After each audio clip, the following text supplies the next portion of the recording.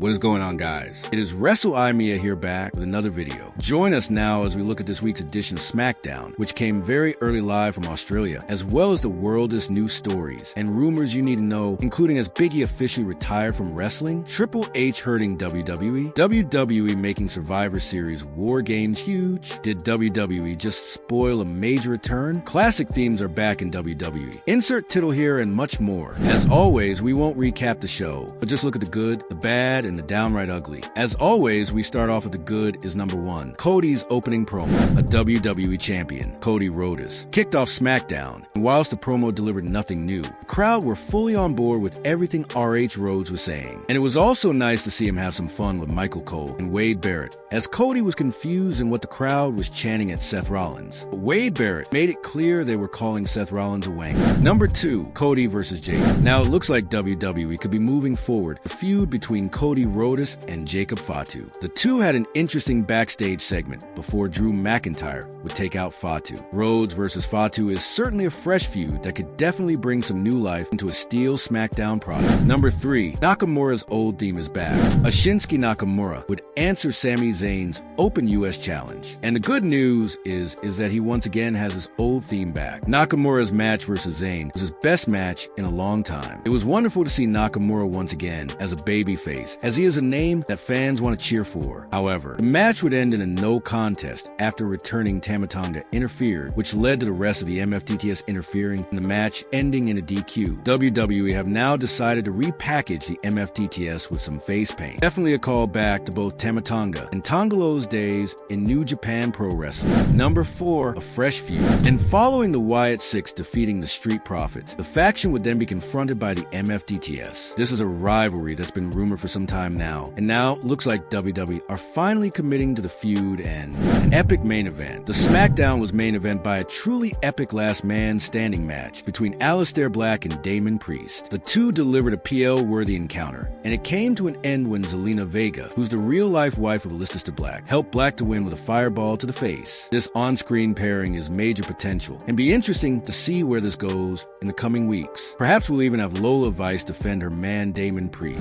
That was the good. What about the bad is number one. Can they coexist? The crown jewel build for Cody Rhodes versus Seth Rollins has been really good. The feud is built on continuity in prior law, but the same could be said for Stephanie Becker versus Tiffany Stratton, due to the two having zero history whatsoever. WWC's only build has been a can they coexist storyline, and this came into effect in a tag match on SmackDown. This is the most basic level of storytelling, and it's incredibly lazy. Nothing on the show this week stood out as ugly. I mean, there was a little bit of a botch where the main event table was still out on SmackDown, and perhaps they didn't have enough time to prepare. It was just a funny little thing that was noticeable. Whilst the show is far from perfect, it was definitely an improvement on some of the most recent editions of the Blue brand. What do you guys think of the Blue brand this week? Let us know in the comments down below. Now, let's move on to the news. Now, first story looks at Big E officially retired. Our top story of the day takes a look at a new interview from former WWE champion Big E, who's now seemingly retired from active competition in WWE. The popular star appeared on Stephanie McMahon's podcast this week, and this is what he had to say when it came to his current status as a pro wrestler. For all the people you've had on, I'm like, why me? My career is kind of behind me. I'm someone who is appreciative, and I think I had a really good career, and I'm proud of it. But you had John Cena, Liv B. Dunn, some of the biggest names. Big E's career was cut short in 2022 when his neck was broken in a match on SmackDown. Whilst Big E previously hadn't ruled out an in-ring return, this is the first time in which he has made it clear that he's basically done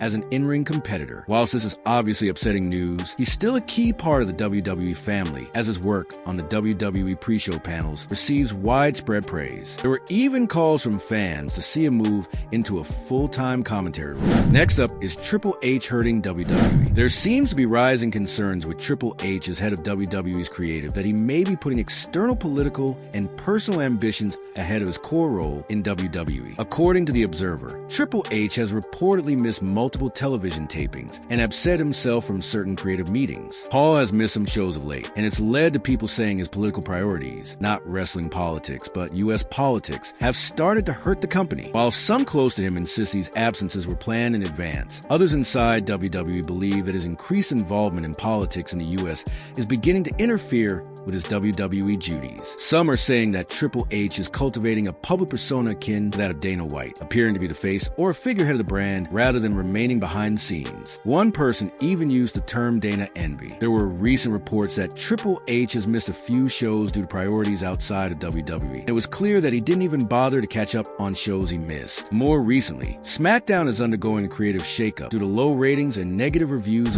Next up, WWE making Survivor Series WarGames huge. And WWE is well underway to making Survivor Series WarGames huge this year. Right now, plans are in place for a huge men's WarGames match involving CM Punk, Roman Reigns, Jacob Fatu, Jey Uso, and either Jimmy Uso or LA Knight versus Seth Rollins, Braun Breaker, Bronson Reed, Brock Lesnar, and Austin Theory. Now, having Theory in the match is a real head-scratcher. Firstly, he's injured, and whilst he can make a return, his recent booking hasn't made him anywhere near main event worthy. Many believe that he would start a feud with his former tag partner Grayson Waller rather than being involved with the Vision stable. Also, according to The Observer, Dominic Mysterio is currently scheduled to defend his Intercontinental Championship against John Cena at Survivor Series in San Diego. And this is awesome, as John Cena finally has a chance to become Grand Slam champion before he retires, as the IC title for John Cena is the only one left to win. Having that mark on his career would be great before he retires. Next up, Big E reveals mental health struggle. Now, on the subject of Big E, his appearance on Stephanie McMahon's podcast was his chance to speak up in relation to his struggles with mental health. And the former WWE champion revealed that he's often been struggling with his mental health, and taking his own life was still a viable option during the height of the new day. My first memory of struggling with depression was 9 years old, looking in the mirror and just crying and thinking, I want to be anyone but me, just feeling very much alone, feeling like truly anyone else but who I was, and I was just not comfortable in my skin. Big E continued by saying, my journey in therapy was not a smooth one. I had many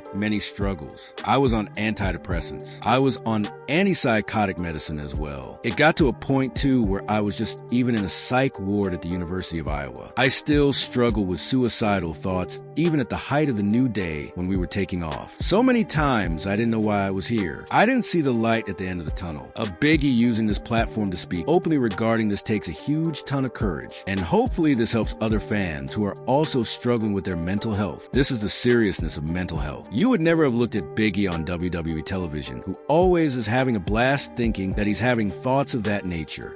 That's why it's extremely important that people talk about him more. Next up, classic themes return. Now on SmackDown this week, numerous wrestlers, including Shinsuke Nakamura and the Street Profits, reverted to their original WWE themes. And according to WrestleVotes on X, WWE stars, including Sheamus, Andrew McIntyre, have been requesting their old themes. As seen and heard on tonight's SmackDown, a few superstars reverted back to their original entrance themes. Sources indicate several superstars have been requesting music changes for some time now, including outspoken names such as Sheamus and Drew McIntyre. Time will tell if all those requests are eventually granted. And does it mean that more wrestlers will be reverting back to their old themes? Let's hope so. Next up, did WWE spoil a major return? Did WWE spoil a major return when it comes to tomorrow's Crown Jewel event? Fans attending the show have noticed that the official program for the show features Carrie and Cross and Scarlett. Obviously, these are two names that are no longer employed by WWE. So, does that mean they'll be making their grand return to WWE programming tomorrow night? It's kind of unlikely, and this is likely down to an error. It's possible that the program was produced way in advance. While the program isn't specifically a Crown Jewel program that focuses on the show itself, whilst the cover of the program has a Crown Jewel poster on, the contents may contain the generic pages of a program that's seen at live events and TV tapings. This can often be the case for some shows that WWE produce, especially as one of the top matches for the show of Roman Reigns versus Bronson Reed was only added on Monday. So that specific match is unlikely to be featured in the program itself. Scarlett is even taking X to joke about the program inclusion. So if both were returning, she'd be outright ignoring the supposed leak. It is possible that both make their WWE returns in the near future, but it doesn't look likely for Crown Jewel.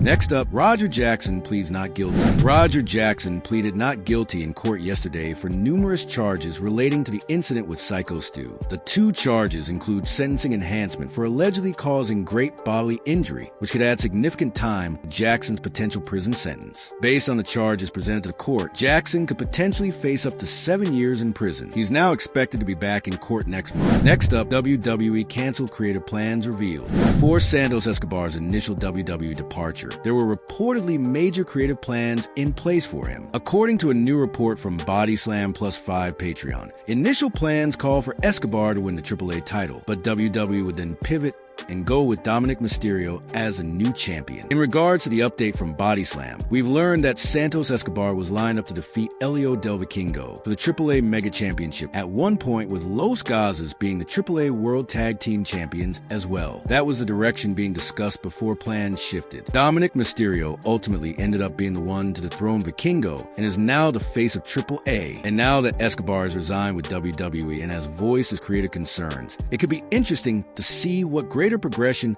for the former Cruiserweight champion could be. Next up, a WWE match never happening again. AJ Styles has confirmed that his match with John Cena tomorrow at Crown Jewel will be the final match ever between him and Cena. On the Crown Jewel warm-up show, AJ confirmed that he and Cena will refuse to wrestle again, even if Saudi Arabia offers a ton of money. I am happy to get the opportunity to face John Cena one more time, and I can tell you this, it will never happen again. I don't care how much money they offer us. We're not going to Saudi Arabia to have another match. You know, this is it, man. This definitely gives more weight to tomorrow's match. And hopefully, their final matchup is an all-time classic. Next up, the former world champion returning to WWE. And despite the TNA invasion of NXT storyline being well received by fans have been wondering where on earth Nick Neff, aka Dolph Ziggler, happens to be. Neff is a central part of the TNA roster, but it's almost as if he doesn't exist when it comes to the invasion storyline. And now Neith has cleared things up during an appearance on Chris Vanel's podcast. And according to Neith, he's not interested in an NXT return unless it's to wrestle a big name. If it's to go to NXT and have a match, I'm not interested. I've done everything I could possibly do in NXT. And if it's something to do with someone that I work with like Randy or Cody or Seth or something, I would be open to it if it helped TNA do something or make a stride or just get some kind of box check to help us out. But otherwise, I'll be cheering along on the outside. Former world champion continued by saying, "Oh, I don't think there's anywhere for me to go. I was the champ. And if I went there and I was in a battle royale and lost, what am I doing? That doesn't help TNA get on the map somewhere. I don't think me being there helps TNA. And if it does, you bet your ass I'm there." Nick Neith does make a compelling point, and it's easy to see where he's coming from with this logic. He last wrestled for WWE back in 2023, and he's a name that had major success outside of the WWE bubble.